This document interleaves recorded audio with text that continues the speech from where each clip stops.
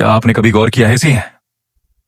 जिंदगी के सबसे बड़े और यादगार पल वो पल जब आपकी सांसें थोड़ी तेज चल रही थीं, दिल की धड़कन बढ़ी हुई थी, पसीने से हथेलियां भीग रही थीं। वो अक्सर डर के पल नहीं बल्कि रिस्क के पल होते हैं। एक नई नौकरी का ऑफर जिसमें आप अनजान शहर जा रहे हैं, पहली बार बिजनेस शुरू करने का फैसला, उस शख्स को अपने दिल की बात बताना जिसे आप पसंद करते हैं, या फिर बस एक नई स्किल सीखने की शुरुआत। ये सभी पल एक चीज कॉमन है, अनिश्चितता। नतीजा पता नहीं, मगर जिन्होंने इस अनिश्चितता को गले लगाया उनकी कहानियां अलग बनी, और जिन्होंने चलो सब ठीक है, सुरक्षित रहते हैं कहा, उनकी जिंदगी ठीक ठाक ही रह गई। आज की इस विशेष वीडियो में हम बात करने वाले हैं एक ऐसी किताब की जो रिस्क लेने की कला को विज्ञान में बदल देती है। यह किताब है the art of risk, the new science of courage, caution and chance, लिखी है केट सुखिल ने। यह वीडियो सिर्फ एक समरी नहीं है, ये एक टूल किट है, एक मानसिकटी है जो आपको सिखाएगी कि कैसे आप खतरों को समझें, उनका विश्लेषण करें, निर्णय करें और फिर उन पर विजय पाने का रास्ता बनाएं।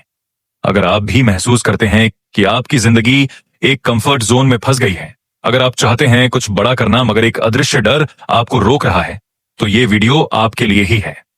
चलिए शुरू करते हैं। रिस्क एक आर्ट क्यों है? सबसे पहला सवाल, रिस्क लेना एक आर्ट यानी कला कैसे हो सकता है? आमतौर पर हम रिस्क को या तो जुए की तरह देखते हैं या फिर बेवकूफी की तरह। कोई कहता है जोखिम उठाओ, जीत जाओगे, तो कोई कहता है संभल कर रहो, नहीं तो पछताओगे। मगर केट सुखिल, जो खुद एक साइंस राइटर है और न्यूरोसाइंस की गहरी समझ रखती हैं, कहती हैं कि रिस्क लेना कोई या जन्मजात गुण नहीं है, यह एक सीखी जा सकने वाली स्किल है। जैसे आप गिटार बजाना सीखते हैं, पेंटिंग सीखते हैं, वैसे ही आप रिस्क की कला में निपुणता हासिल कर सकते हैं। उन्होंने इस किताब को लिखने के लिए दुनिया भर के न्यूरोसाइंटिस्ट्स, साइकोलॉजिस्ट्स, एक्सट्रीम स्पोर्ट्स के चैंपियन, टॉप बिजनेस लीडर्स और यहां तक कि जुए के आदी लोगों तक का इंटरव्यू लिया। उन्होंने पूछा, आखिर क्या चीज है जो कुछ लोगों को बेहतरीन रिस्क टेकर बना देती है, जबकि कुछ लोग हर छोटे खतरे से भी घबरा जाते हैं? जवाब छिपा है हमारे दिमाग के अंदर। यह किताब हमारे ब्रेन की केमिस्ट्री, उसके सर्किट्स और उसके विकासवादी इतिहास में जाकर यह समझाती है कि जब हम रिस्क का सामना करते हैं, बाकाते हैं, तो हमारे अंदर क्या क्या हो रहा होता है, और सबसे जरूरी बात, हम उन प्रक्रियाओं को कैसे अपने पक्ष में मोड़ सकते हैं। तो चलिए अब गहराई में जाते हैं और समझते हैं पहला बड़ा सिद्धांत।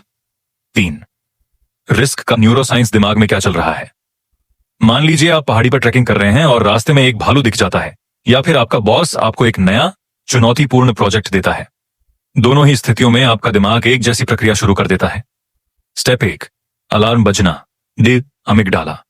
सबसे पहले दिमाग का एक छोटा सा बादाम के आकार का हिस्सा, जिसे अमिगडाला कहते हैं, एक अलार्म बेल की तरह बज उठता है। यह भावनाओं का केंद्र है, खासकर डर और सर्वाइवल इंस्टिंक्ट का। यह तुरंत शरीर को संदेश भेजता है, तैयार हो जा, लड़ या भाग। इसी से दिल की धड़कन बढ़ती है, सांस तेज होती है। Step 2, control room, the prefrontal cortex. लेकिन इंसान का दिमाग सिर्फ अमिगडाला से नहीं चलता, उसके पास एक कंट्रोल रूम है, प्रीफ्रंटल कॉर्टेक्स। प्रीफ्रंटल कॉर्टेक्स यह हिस्सा तर्क, योजना, निर्णय लेने और भावनाओं को रेगुलेट करने का काम करता है। यह अमिगडाला से कहता है, शांत हो जा, आइए पहले स्थिति का विश्लेषण करते हैं। क्या सचमुच खतरा है? क्या विकल्प है? Step reward system, the striatum और डोपामाइन। और फिर है हमारा इनाम तंत्र, रिवॉर्ड सिस्टम। जब हम कुछ नया करते हैं, कुछ हासिल करते हैं, तो दिमाग में डोपामाइन नामक केमिकल रिलीज होता है। यह हमें आनंद, उत्साह और मोटिवेशन का एहसास कराता है। यही डोपामाइन है जो एक रिस्क टेकर को नई चुनौती से एक्साइटमेंट महसूस कराता है। कुंजी यहां है, एक अच्छा रिस्क टेकर वह होता है जिसके दिमाग का कंट्रोल रूम, प्रीफ्रंटल कॉर्टेक्स, और reward system, alarm system, amygdala, पर अच्छा कंट्रोल रखते हैं। वो डर को महसूस तो करता है, मगर उसे अपने फैसले पर हावी नहीं होने देता, बल्कि वो डर से मिलने वाली एनर्जी को फोकस में बदल देता है। किताब बताती है कि यह बैलेंस अनुभव और प्रैक्टिस से आता है। हर बार जब आप एक छोटा रिस्क लेते हैं और सफल होते हैं, आपका दिमाग सीखता है कि अनिश्चितता हमेशा बुरी नहीं होती। इससे आपकी रिस्क टॉलरेंस बढ़ती है। तो अगला सवाल यह उठता है, क्या हमेशा रिस्क लेना ही अच्छा है? जवाब है नहीं। असली कला है द रिस्क स्वीट स्पॉट ढूंढने की। द रिस्क स्वीट स्पॉट जहां जादू होता है। सोचिए एक गोल्फर की। अगर वो बहुत आसान शॉट लगाता रहे तो उसमें कोई मजा नहीं, कोई सुधार नहीं। अगर वो इतना कठिन शॉट लगाने की कोशिश करे जो उसकी क्षमता से बाहर है, तो बार बार फेल होगा और हतोत्साहित होगा। मगर अगर वो उस शॉट का चुनाव करे जो थोड़ा चैलेंजिंग है मगर उसकी रेंज में है, तो वही स्वीट स्पॉट है। यहीं उसका स्किल लेवल बढ़ेगा और आत्मविश्वास भी। ठीक यही रिस्क के साथ भी लागू होता है। एक, कंफर्ट जोन। कंफर्ट जोन, यहां सब कुछ पता है, अनुमानित है, कोई खतरा नहीं, मगर कोई ग्रोथ भी नहीं। लंबे समय तक यहां रहने से दिमाग सुस्त पड़ जाता है, बोरियत और असंतोष पैदा होता है। दो, डेंजर जोन, पैनिक जोन। यहां खतरा इतना ज्यादा है कि अमिगडाला पूरी तरह हावी हो जाता है, दिमाग ओवरलोड हो जाता है। यहां आप या तो लड़ने भागने की स्थिति में आ जाते हैं या फ्रीज हो जाते हैं। यहां सीखने बढ़ने की कोई गुंजाइश नहीं, जैसे बिना ट्रेनिंग के एवरेस्ट चढ़ने का प्रयास। तीन, the sweet spot. The sweet spot, growth zone. यही है वो जादुई जगह जिसे केट सुकेल पूरी किताब में ढूंढती हैं। यह वह क्षेत्र है जहां चुनौती है मगर क्षमता से बाहर नहीं, अनिश्चितता है मगर आप डूबेंगे नहीं, तैरेंगे। डर है मगर उत्साह उस पर भारी है। इस स्वीट स्पॉट में आपका दिमाग ऑन ऑप्टिमल अराउजल की स्थिति में होता है, न तो बहुत ऊंचा न बहुत नीचा। इसी स्थिति में आपका फोकस, क्रिएटिविटी और सीखने की क्षमता चरम पर होती है। कैसे ढूंढें अपना स्वीट स्पॉट? किताब कुछ प्रैक्टिकल तरीके बताती है। स्टेप बाय स्टेप, सीधे बड़े रिस्क पर न कूदें, पहले छोटे छोटे रिस्क लेना शुरू करें। जैसे अगर पब्लिक स्पीकिंग से डरते हैं तो पहले छोटी मीटिंग में बोलें। व्हाट इफ गेम खेलें, सबसे बुरे और सबसे अच्छे परिणाम की लिस्ट बनाएं। अक्सर आप पाएंगे कि सबसे बुरा परिणाम भी आपकी कल्पना से कम डरावना है और सबसे अच्छा परिणाम उस रिस्क के लायक है। फीडबैक लें और एडजस्ट करें। हर छोटे रिस्क के बाद अपने आप से पूछें, क्या हुआ, क्या सीखा, अगली बार क्या बेहतर कर सकते थे। यही प्रक्रिया आपको आपके स्वीट स्पॉट की सटीक लोकेशन बताती है। भावनाएं रिस्क का सबसे बड़ा टूल या दुश्मन। हमें अक्सर सलाह दी जाती है, फैसले भावनाओं में आकर मत लो, लॉजिक से लो। मगर क्या डर लग रहा है? ठीक है, आइए देखते हैं यह डर किस वजह से है। क्या यह वास्तविक खतरे की ओर इशारा कर रहा है या फिर सिर्फ अनजाने का डर है? मुझे उत्साह महसूस हो रहा है। क्या यह सही उत्साह है या फिर लापरवाही की ओर ले जा रहा है? इस इमोशनल इंटेलिजेंस का विकास सबसे जरूरी है। यह आपको बताता है कि कब आपका गट फीलिंग एक वैध चेतावनी है और कब यह सिर्फ एक पुराना अनुपयोगी डर है जिसे नजरअंदाज करना चाहिए।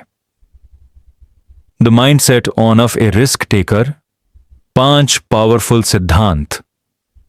अब तक हमने विज्ञान समझा, स्वीट स्पॉट ढूंढना सीखा। अब समय है उन मानसिक सिद्धांतों को जानने का जो दुनिया के महान रिस्क टेकर्स को दूसरों से अलग करते हैं। केट सुकेल की रिसर्च के आधार पर यहां हैं 5 शक्तिशाली सिद्धांत। 1, failure is feedback not fatality. Risk takers की सबसे बड़ी पहचान है फेलियर के प्रति उनका नजरिया। वे असफलता को अंत नहीं बल्कि डेटा कलेक्शन का एक चरण मानते हैं। हर गिरने का मतलब है यह रास्ता काम नहीं करता, चलो दूसरा रास्ता आजमाते हैं। उनका फोकस सही होने पर नहीं बल्कि सीखने पर होता है। यही ग्रोथ माइंडसेट है। 2, ट्रेन द ब्रेन, न्यूरोप्लास्टिसिटी। सबसे बड़ा वैज्ञानिक सत्य, आपका दिमाग बदल सकता है। हर नया अनुभव, हर नई सीख, हर छोटा रिस्क आपके दिमाग के सर्किट्स को रीवायर करता है। जितनी बार आप डर के बावजूद आगे बढ़ने का प्रयास करेंगे, उतनी ही मजबूत होगी आपकी करेज मसल। रिस्क लेना एक मानसिक वर्कआउट है। 3. Seek novelty even in small doses. नई चीजें करना, छोटी ही क्यों ना हो, दिमाग को स्वस्थ और लचीला रखता है। नया रास्ता अपनाकर ऑफिस जाएं, नई डिश बनाएं, कोई नया पॉडकास्ट सुनें। ये छोटी छोटी नई चीजें आपके दिमाग को अनिश्चितता के प्रति सहज बनाती हैं। ये आपके रिस्क मसल के लिए वार्म अप एक्सरसाइज हैं। 4. Cool calculation, separate signal from noise. जुनूनी रिस्क टेकर और स्मार्ट रिस्क टेकर में फर्क यही है। स्मार्ट रिस्क टेकर भावनाओं के शोर, नॉइज और वास्तविक जोखिम के संकेत, सिग्नल में अंतर करता है। वह रिस्क का विश्लेषण करता है। संभावित नुकसान क्या है, संभावित लाभ क्या है, क्या प्रोबेबिलिटी मेरे पक्ष में है। यह एक कूल हेडेड गेम है, न कि गर्म सिर वाला। 5. Embrace the what the hell effect. यह एक मनोवैज्ञानिक प्रभाव है।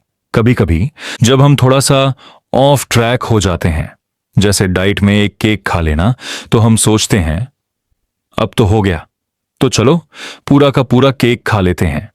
यह नकारात्मक रूप में बुरा है, मगर एक रिस्क टेकर इसे सकारात्मक रूप में इस्तेमाल करता है। एक बार जब वह एक छोटा रिस्क लेता है और उसका दरवाजा खुलता है, तो वह कहता है अब तो मैंने शुरुआत कर दी है, तो चलो अब पूरी ताकत से आगे बढ़ते हैं। यह मोमेंटम पैदा करने वाला इफेक्ट है। रोजमर्रा की जिंदगी में कैसे लागू करें? Practical action steps. ठीक है, सिद्धांत समझ आ गए, मगर मैं कल सुबह उठकर क्या करूं? चलिए बनाते हैं एक 7 दिन का रिस्क वार्म अप प्लान। दिन 1, सेल्फ अवेयरनेस डे। आज सिर्फ नोटिस करें, दिन भर में वो कौन से 3 पल आए जब आपने सुरक्षित विकल्प चुना, जबकि एक छोटा रिस्क भी संभव था। बस उन्हें लिख लें, बिना जजमेंट के। दिन 2, माइक्रो रिस्क डे। कोई एक छोटा सा रिस्क लें जिसका परिणाम बिल्कुल भी गंभीर ना हो, जैसे किसी अजनबी को हेलो बोलें, अपनी राय किसी मीटिंग में रखें, कोई नया यूट्यूब ट्यूटोरियल शुरू करें। दिन 3, व्हाट इफ गेम डे। उस एक मीडियम साइज रिस्क के बारे में सोचें जो आप लेना चाहते हैं, उसके बारे में सबसे बुरे, रियलिस्टिक और सबसे अच्छे परिणाम की लिस्ट बनाएं। दिन 4, फीडबैक एनालिसिस डे। पिछले किसी फेलियर या बुरे अनुभव को याद करें, उससे आपने क्या सीखा, वो आज आपके किस काम आ सकता है। उस फेलियर को डेटा में बदल दें। दिन 5, नॉवेल्टी डे। कुछ ऐसा करें जो आप रोज नहीं करते, छोटा ही सही, बस नया हो। दिन 6, इमोशनल चेक इन डे। जब भी कोई बड़ा डर या उत्साह महसूस हो, रुकें, पूछें यह भावना मुझे क्या बता रही है, क्या यह सही दिशा में जाने का संकेत है या चेतावनी। दिन 7, एक्शन प्लान डे। अब उस मीडियम रिस्क के लिए एक छोटी पहली कदम की एक्शन प्लान बनाएं और उसे शुरू कर दें। याद रखें, रिस्क लेना डर के बिल्कुल विपरीत नहीं है। रिस्क लेना डर के साथ आगे बढ़ना है। दोस्तों, द आर्ट ऑफ रिस्क किताब हमें एक बहुत बड़ी बात याद दिलाती है। मानव इतिहास की हर बड़ी उपलब्धि, हर खोज, हर सफलता के पीछे कोई ना कोई ऐसा व्यक्ति था जिसने एक रिस्क लिया था। उसने अनजान के समुद्र में कदम रखा था। आज हमारी जिंदगी में यह रिस्क शायद एवरेस्ट चढ़ना नहीं है, शायद यह है अपने पैशन को करियर बनाना, एक अनहोनी रिश्ते की शुरुआत करना, अपनी आवाज उठाना, या बस खुद पर भरोसा करना। डर कभी खत्म नहीं होगा, अनिश्चितता हमेशा रहेगी, मगर अब आपके पास एक टूल किट है। आप जानते हैं कि डर सिर्फ एक केमिकल रिएक्शन है। आप जानते हैं कि दिमाग को ट्रेन किया जा सकता है।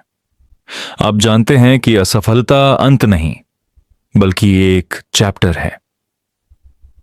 तो आज से, इस वीडियो के बाद, खुद से एक वादा करें कि आप हर दिन, हफ्ते, महीने में अपने कंफर्ट जोन से बाहर एक कदम जरूर रखेंगे, क्योंकि असली जिंदगी आपके कंफर्ट जोन के बाहर ही शुरू होती है।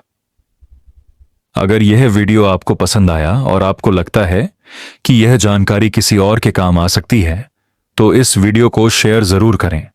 इस चैनल को सब्सक्राइब करें और बेल आइकन दबाएं ताकि ऐसी गहन बुक समरीज आप तक पहुंचती रहें।